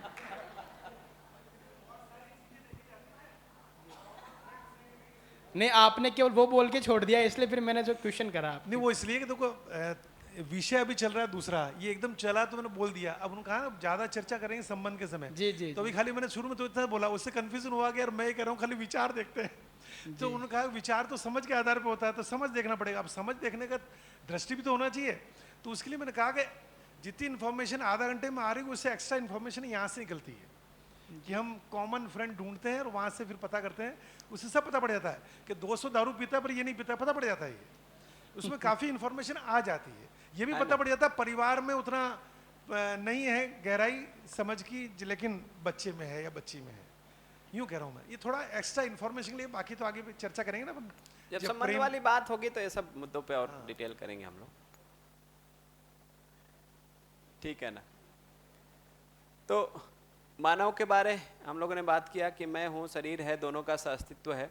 अब दोनों को थोड़ा अलग अलग समझ लेते हैं कि जब कह रहे हैं कि सेल्फ, मैं, स्वयं, तो क्या वास्तविकता के बारे बात कर रहे हैं, और फिर जब शरीर कह रहे हैं तो किस वास्तविकता के बारे बात कर रहे हैं, उसको थोड़ा अलग अलग समझ लेते हैं। तो मैं की क्रियाओं की बात, harmony in self, harmony in self की बात करते हैं, स्वयं में व्यवस्था, मैं में व्यवस्था की बात। एक सेकंड भैया, एक छोटा सा कन्फ्यूज़न है जो आपने अभी वो सेल्फ और इसमें डिफरेंस पढ़ा था, उसमें जो ये था रेस्पॉन्स, इसको थोड़ा सा और एग्जांपल के साथ। वही रिस्पांस को कहा ना कि जो शरीर का रिस्पांस है, जो पहचाना निर्वाह करना है वो निश्चित है। जो मेरा पहचाना निर्वाह करना है वो मानने पे निर्भर करता है। तो जो मैंने उदाहरण दिया ना कि एक व्यक्ति जो है साइकिल से आता है, उसके बारे में हमने कुछ मान लिया। एक व्यक्ति गाड़ी से आता है, हमने उसके बारे में कुछ मान लिया। अब वो जो साइकिल से आया है, उसने जो गाड़ी से आया है, वो गाड़ी वाले ने साइकिल वाले को चाबी दी कि ये आपकी गाड़ी लीजिए, मैं आपकी गाड़ी ठीक करा के ले आया हूँ, अब मेरी साइकिल दीजिए, मैं जा रहा हूँ। अब ये क्या हुआ, अभी हमने कुछ माना था उस दोनों के बारे, अभी हमारा मानना बदल गया। ये जो हमारा मानना बदल गया ना, बिना जाने हमने कुछ मान लिया। ये जो हमारा मानना बदल जा रहा है, इस मानना बदलने के आधार पे हमारा पहचानना निर्वाह करना बदल जाता है। वो जानना अगर हो जाएगा तो फिर वो पहचानना निर्वाह करना हमारा निश्चित हो जाएगा। इसलिए कह रहे हैं कि जांचें, जांच के हम जान लें, जानने के आधार पे मान लें, और मानने के आधार पे जीना हो जाएगा तो हमारा जीना निश्चित हो जाएगा। ये बात है उसमें। तो हार्मनी इन सेल्फ की बात कर लेते हैं। पहले दिन भी जब बात शुरू किया था तो इस पे ध्यान दिलाया था, वापस से फिर इसी बात को शुरू करता हूँ कि जब भी कोई शब्द बोले जाते हैं तो उस शब्द के पीछे कोई अर्थ है और उस अर्थ के पीछे कोई वास्तविकता है। शब्द का प्रयोग उस वास्तविकता को ध्यान दिलाने की दृष्टि से है या वहां तक पहुंचने की दृष्टि से किया जा रहा है। तो उस वस्तु को, उस वास्तविकता को हम पकड़ पाएं, वो जरूरी बात है। उसको पकड़ पाएंगे जब हम शब्द में नहीं फंसेंगे, उसका अर्थ या वास्तविकता तक देखने का प्रयास करेंगे। तो इसी तरह से अभी हम लोगों ने ये बात किया कि इच्छा विचार आशा हमारे में चल रहा है, मानव में। अभी वापस पूछते हैं कि ये इच्छा का क्या मतलब है, विचार, आशा, ये शब्द है ना हमारे लिए। इच्छा एक शब्द है, विचार एक शब्द है, आशा एक शब्द है। ये इच्छा, विचार, आशा, ये शब्द जब हम सुनते हैं तो इसके पीछे क्या वास्तविकता हमको समझ में आती है। क्या मतलब है इच्छा का, क्या मतलब है विचार का, क्या मतलब है आशा का।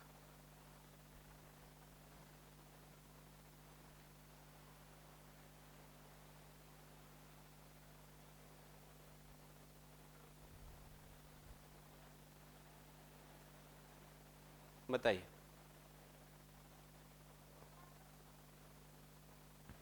इच्छा में तो अपनी बहुत कुछ हो सकती है ना, मन किसी भी चीज़ पे अटक सकता है कि ये मेरे को चाहिए तो चाहिए। आज के बच्चों को मोबाइल चाहिए तो चाहिए, टीवी पे देखने, खाना खाना और मोबाइल पे देख के टीवी, ये सब तो वो इच्छा हो गई ना।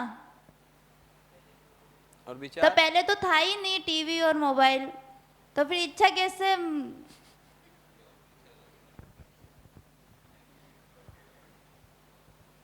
किसको कहते हैं आप इच्छा, किसको कहते हैं विचार, किसको कहते हैं आशा? किस वास्तविकता को ध्यान दिलाया जा रहा है, किस पे आपका ध्यान जाता है जब ये शब्द आप सुनते हैं? तो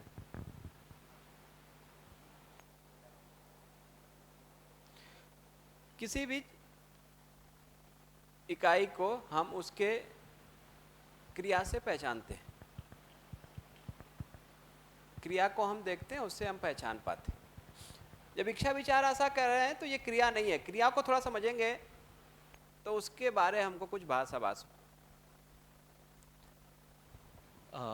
भैया जी, जी, मुझे ऐसा लगता है कि इच्छा वो है जो आप प्राप्त करना चाहते हैं, और एक्सपेक्टेशन, आशा जो होती है वो आप दूसरों से करते हैं।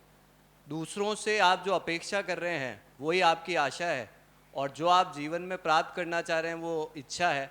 और विचार जो है वो, जैसा कि आपने बोला, पल पल बदलते रहते हैं, तो विचार का मेरे को एग्जैक्ट नहीं आ रहा, बट इच्छा जो है वो तो ये है कि आप क्या प्राप्त करना चाह रहे हैं, और आशा आप हमेशा दूसरों से करते हैं, वो है। ठीक है। तो ये दो बातें जो आपने कही वो ठीक है कि इच्छा जो है ना, तो मैं कुछ बन जाऊं या मैं कुछ पालूं, इसके बारे जब सोचते हैं ना, व्हाट टू डू, वो इच्छा है। कैसे पालूं, ये जो कैसे वाला पार्ट है ना, कैसे, वो क्या है? विचार। इसी को कहा विश्लेषण।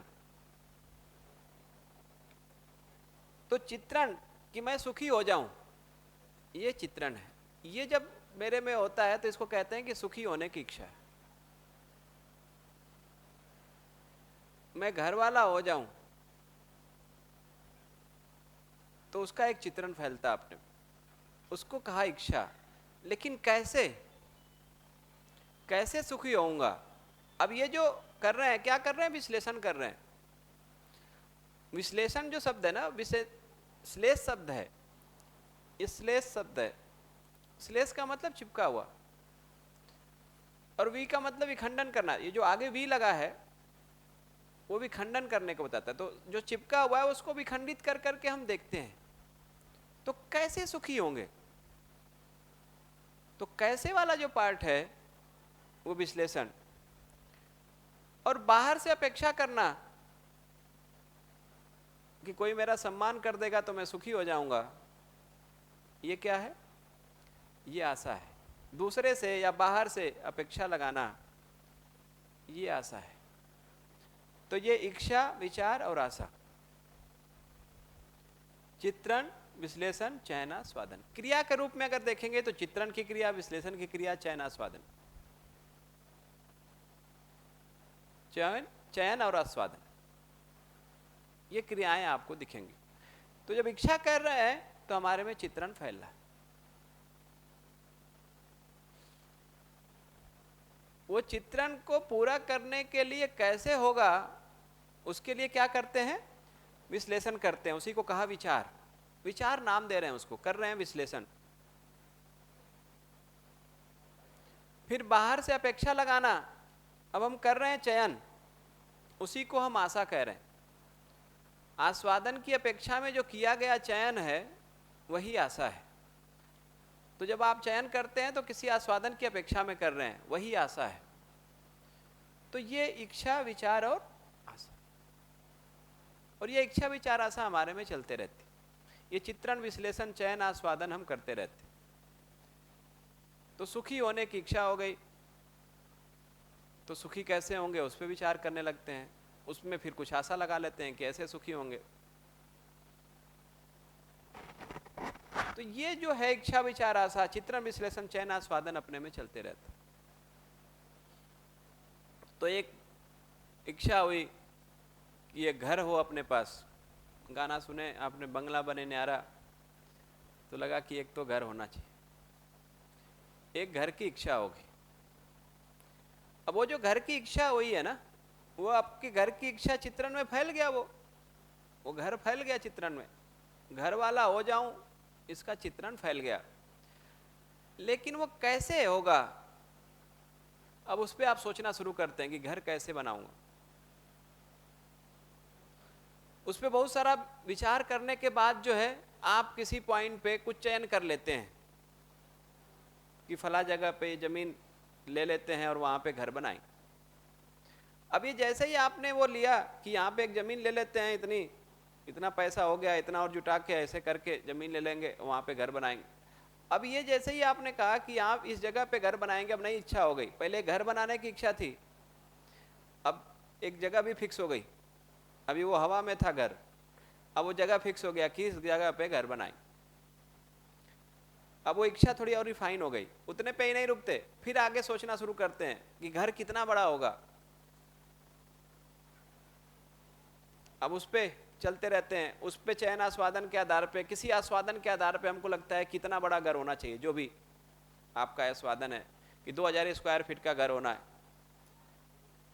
अब वो इच्छा और रिफाइन हो गई, फिर आप विश्लेषण शुरू करते हैं कि कितने कमरे होंगे, कितना बड़ा हॉल होगा, कितने लैट्रिन बाथरूम होंगे, ये बहुत सारा उसमें विश्लेषण करना शुरू करते हैं। फिर किसी पॉइंट पे आप चयन कर लेते हैं कि 4 कमरे का घर होगा, 3 कमरे का घर होगा, जो भी आपके आस्वादन में कहीं से बैठा हुआ है, जो ठीक लगता है आपको, उसके आधार पे आप चयन कर लेते हैं कि इतना बड़ा घर होना चाहिए, इतना कमरे होने चाहिए, इतना बड़ा हॉल तो होना ही चाहिए। ये जो कर रहे हैं हम चयन कर लेते हैं, फिर वो इच्छा रिफाइन होती है, ये हमारे में चलते रहते हैं। और ये सबको मिला के ही कहते हैं कल्पनाशीलता। यही कल्पनाशीलता है।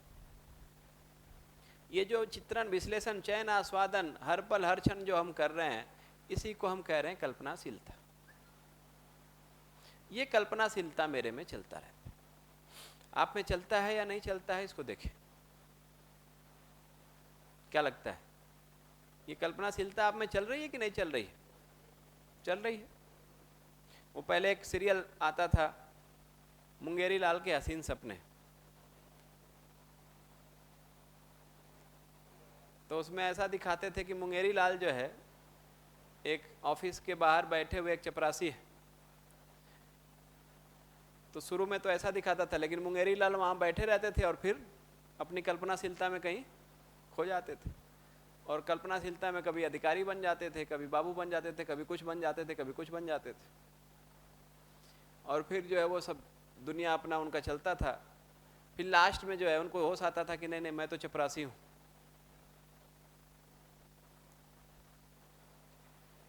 तो ये मुंगेरी लाल के ही हसीन सपने हैं कि हम सब में मुंगेरी लाल बैठे हुए हैं।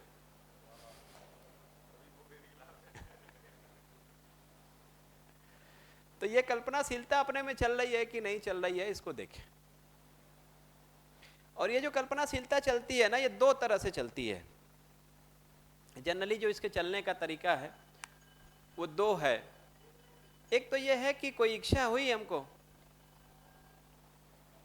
तो इच्छा हुई कि कहीं घूमने जाना है, तो जैसे ही एक इच्छा हुई कि घूमने जाना है, आपको एक विचार आया, उसका विश्लेषण आपने शुरू किया कि कहाँ जाएंगे घूमने, तो कई सारा ऑप्शन फिर खुल जाता है। 3-4 ऑप्शन खुल जाते हैं, जितने भी, यहाँ जाएं कि वहाँ जाएं कि वहाँ जाएं। अपने किसी आस्वादन के आधार पे, किसी दोस्त मित्र ने बता दिया है, या कहीं से हमने सुन लिया है, या टीवी में देख लिया है, जो भी, जैसे भी आपने किसी जगह के बारे में माना हुआ कि इस बार यहाँ जाएंगे, वो आपने चयन कर लिया कि इस बार इस जगह पे जाएंगे। अब वो जो इच्छा घूमने जाने की थी, अब वो एक निश्चित जगह घूमने जाने की हो गई कि इस जगह पे घूमने जाएंगे। अब वहां से फिर आपने उसको फैलाना शुरू किया कि जाएंगे कैसे, या किसके साथ जाएंगे, कौन कौन साथ जाएगा। उसमें से फिर आपने किसी पॉइंट पे चयन कर लिया कितने लोग एक साथ जाएंगे घूमने। फिर कैसे जाएंगे उसका विश्लेषण शुरू कर दिया। फिर कैसे जाएंगे में ट्रेन से जाएंगे, बस से जाएंगे, एरोप्लेन से जाएंगे, कैसे जाएंगे वो आपने शुरू कर दिया। उसमें से किसी पॉइंट पे आपने तय कर लिया कि ट्रेन से जाएंगे।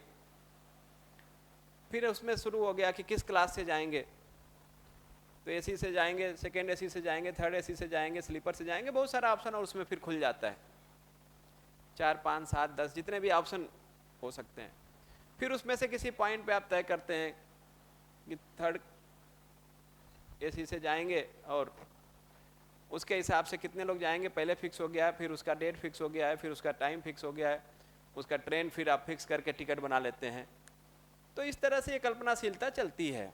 एक उसका एक फ्लो है, जो आप डायरेक्शन उसको देना चाह रहे हैं, उस डायरेक्शन में वो चल रहा है, और किसी एक समय के बाद आप किसी निष्कर्ष पे पहुंच जाते हैं। एक तो कल्पनाशीलता चलने का तरीका ये है। एक दूसरा स्थिति क्या है कल्पनाशीलता को चलने के, कि आपको इच्छा हुई कि घूमने जाना है, और अभी कहाँ घूमने जाएंगे, क्या करेंगे, उसके पहले आपको ध्यान आ गया कि जब पिछली बार घूमने गए थे तो वहां यार लड़ाई हो गई थी। आपके घूमने जाने से उसका कुछ लेना देना नहीं। फिर लड़ाई से आपको याद आया कि जब भी लड़ाई होती है तो दोस्त भाग जाते हैं, कोई साथ ही नहीं देता है। अब वहां से कहीं और चले गए आप। बोले कि आज के लोगों पे विश्वास करना ठीक नहीं है, दुनिया ऐसे ही हो गई है। फिर आप पूरी दुनिया को कोसने लगते हैं। फिर थोड़े देर के बाद अगर देखते हैं तो आपको पता ही नहीं चलता है कि शुरू कहां से किए।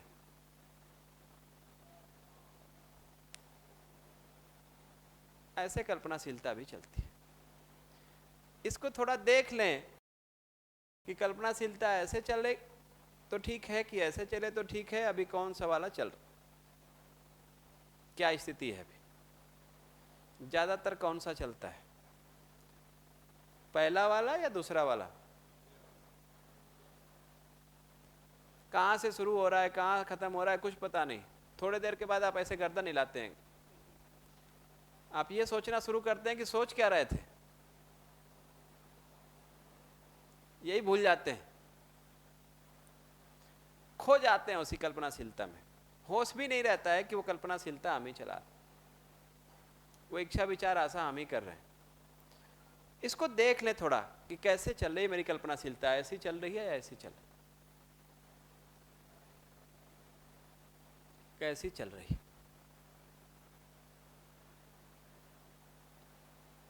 इसको थोड़ा अपने में देखने की जरूरत।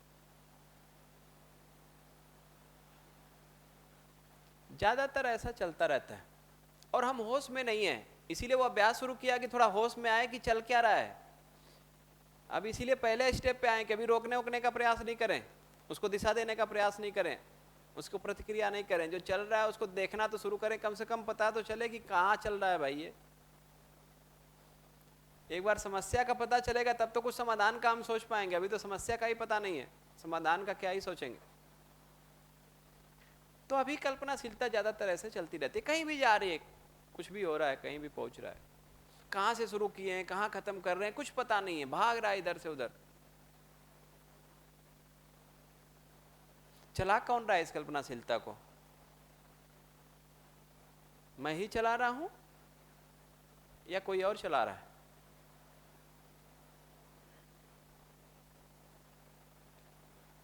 जब तक ये निष्कर्ष नहीं बनेगा कि ये चला कौन रहा है, मैं ही चला रहा हूं कोई और चला रहा है,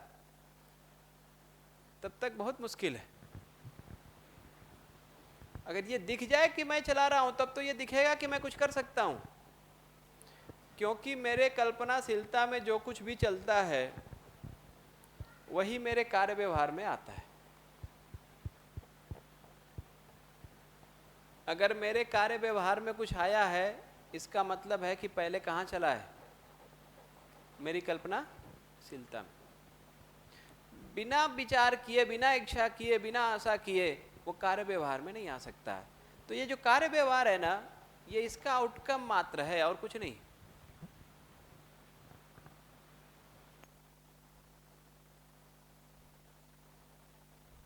पहले मेरी कल्पनाशीलता में चलेगा फिर वो कार्य व्यवहार में आएगा, अन्यथा नहीं आएगा।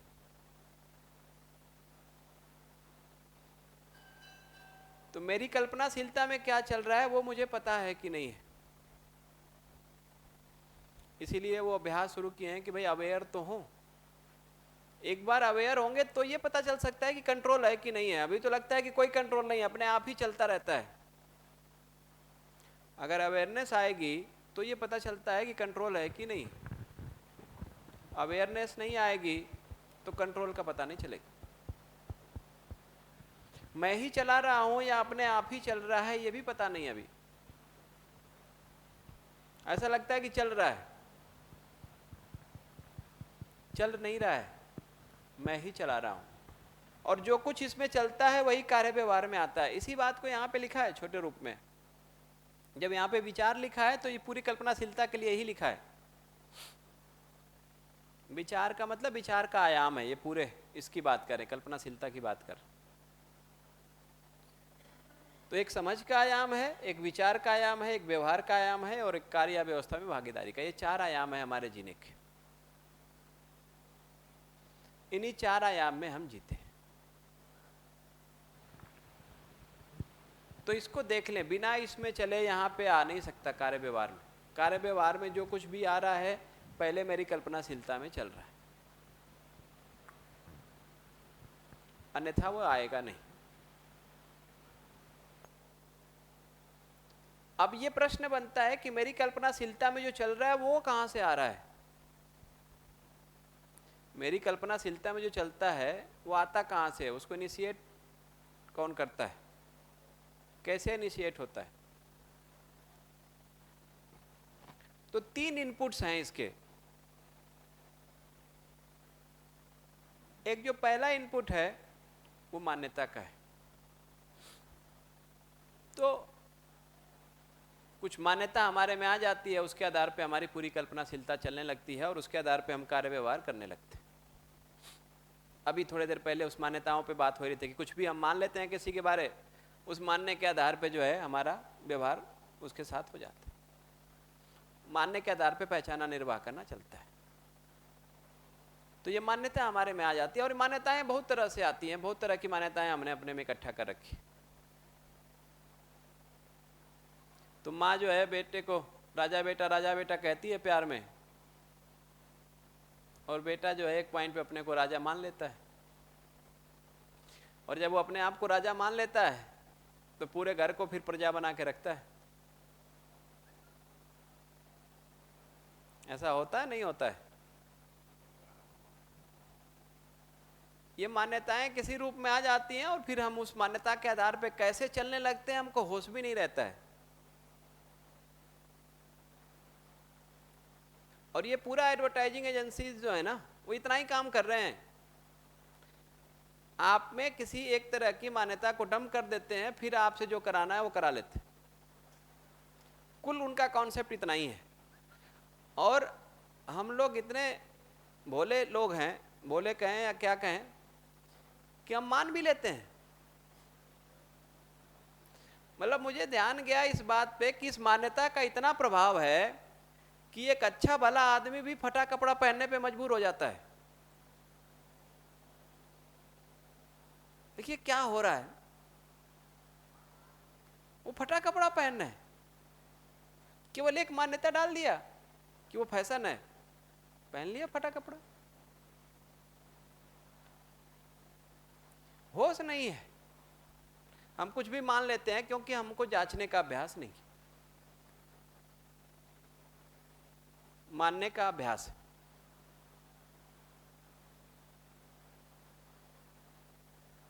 अब उस मानने के आधार पे जो है हम चल देते हैं और बहुत कुछ इस तरह का मानते रहते हैं हम। बहुत तरह की मान्यता हमारे में किसी रूप में डालते रहते हैं और उन मान्यताओं के आधार पे हम मान लेते हैं, उसके आधार पे हमारा व्यवहार कार्य हो जाता है, हमको पता भी नहीं चलता।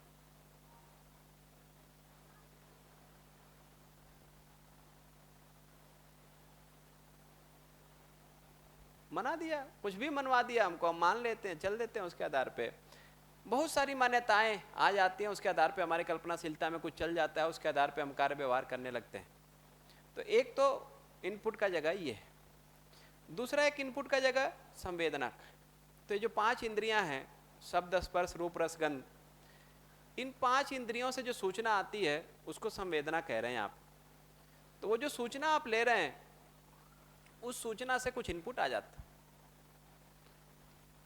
तो आप रास्ते में जा रहे थे, आपका कुछ कार्यक्रम था, तब तक बीच में जो है समोसा महकने की सुगंध आ गई,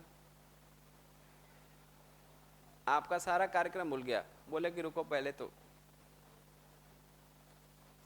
इसको निपटा लेते हैं, फिर आगे बढ़ेंगे। ये जो विचार बना, ये जो इच्छा हुई अपने में, ये इच्छा आई कहाँ से? वो संवेदना से आई।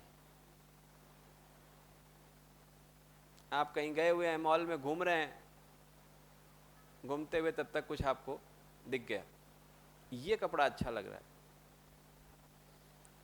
ये कहाँ से आ गया इनको? वो पूरा ऐसी तरह से सजा रखा है चीज़ों को, पता है कि आपको क्या क्या ये जो मॉल का कल्चर शुरू हुआ ना, वो इसीलिए शुरू हुआ कि आप देखेंगे चीजों को तो खरीदेंगे, देखेंगे नहीं तो खरीदेंगे कैसे। और बहुत मिक्स करके उसको रखते हैं।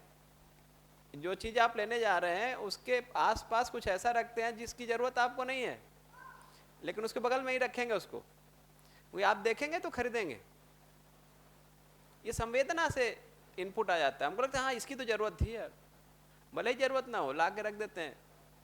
कल जो बात हो रही थी, महीनों पड़ा रहता है, लेकिन लगता है कि नहीं इसकी जरूरत है, वो दिख जाता है। काउंटर पे आप बिलिंग कराने जाएंगे, वहां पे ऐसी बहुत सारी चीजें रहती है जो बच्चा कहेगा कि नहीं ये तो लेना ही है, फिर एक बार दो बार कहेगा, आप कितने बार मना करेंगे, बच्चा है, फिर आप परेशान हो गए, अच्छा चलो दे दो एक। अब ये जो संवेदना से आ रहा है ना, दिखता है, जो दिखेगा, दिख के, सुन के, कान से कुछ सुन के, बढ़िया म्यूजिक चलने लगा, बस आप झूम गए वहीं पे। बढ़िया कुछ स्मेल आने लगी, उसके लिए परफ्यूम लगा रहे हैं। अब ये बहुत सारा जो हम कर रहे हैं ना, संवेदना से जो इनपुट आ गया और उसके आधार पे हम कुछ करने लगते हैं, ये संवेदना से आया। तो ये दो इनपुट है, लेकिन ये दोनों इनपुट के आधार पे बिना जांचे अगर हम मान लेंगे और चलने लगेंगे, एक बात है। तीसरी बात यह है कि जो दोनों इनपुट आ रहा है उसको हम थोड़ा पहले अपने सहज स्वीकृति के आधार पे जांच के देखें। तो इनपुट तो संवेदना से ही आएगा, लेकिन वो जो इनपुट आया उसको पहले हम जांच के देखें, या जो मान्यता से आया इसको जांच के देखें कि मेरे लिए वो सहज है कि नहीं है। अगर वो मेरे लिए सहज है तो ठीक है, नहीं सहज है तो नहीं ठीक है। क्योंकि जब आप मान्यता के आधार पे चल देते हैं ना, तो ये आपका है या किसी और का है। ये जो आदमी है ना, आज का जो यूथ है, उसको लगता है कि वो मनमानी कर रहा है। उसके मन में आया कहां से है? ये जो मनमानी भी कर रहा है ना, वो भी मनमानी नहीं कर रहा है क्योंकि उसके मन में डाल दिया है किसी ने। कहीं फिल्मों से आ गया, कभी टीवी से आ गया, कभी मोबाइल से आ गया, किसी और ने डाल दिया है मन में, उसको हम करते रहते हैं। हमको लगता है मनमानी कर रहे हैं, मनमानी भी नहीं कर पा रहे हैं, क्योंकि वो मान्यता तो बाहर से आ रही है, वो मेरी नहीं है। इसलिए अगर उसके आधार पे चल रहे हैं तो हम स्वतंत्र हैं कि परतंत्र हैं? क्या है? परतंत्र। और अगर संवेदना के आधार पे चल दे रहे हैं तो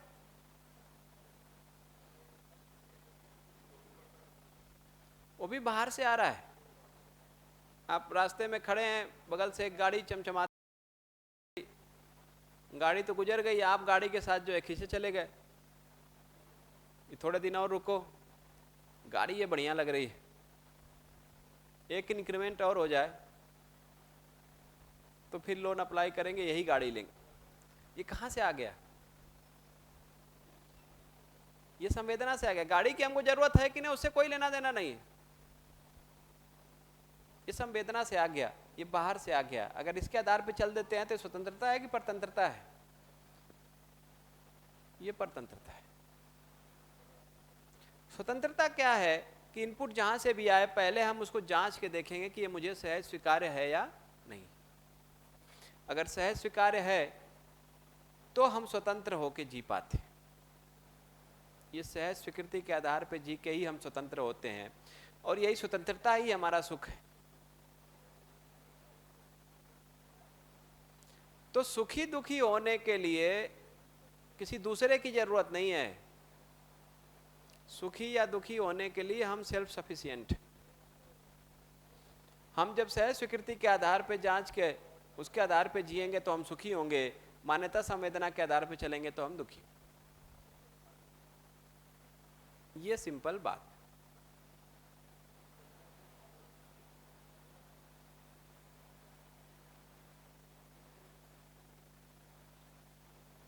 अब इसमें ये जो कुछ मेरे में चल रहा है, ये मैं ही चला रहा हूं या कोई और चला रहा है?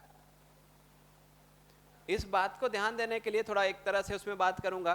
दूसरा एक बात जो बहुत प्रश्न नहीं आया, डायरेक्टली नहीं आया, इनडायरेक्टली किसी रूप में आया है कि गुस्सा जो है ना, वो गुस्सा आता क्यों है?